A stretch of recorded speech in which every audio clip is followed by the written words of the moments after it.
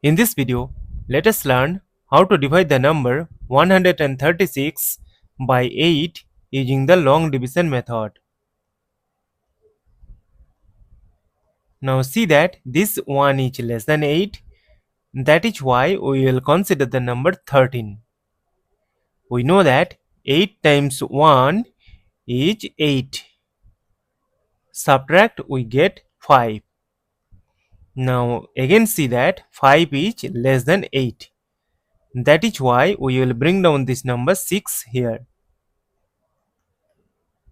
And we know that 8 times 7 is equal to 56. Now if we subtract, we get 0.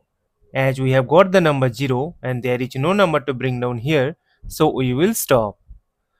Therefore 136 divided by 8 is equal to 17. And this is our final answer.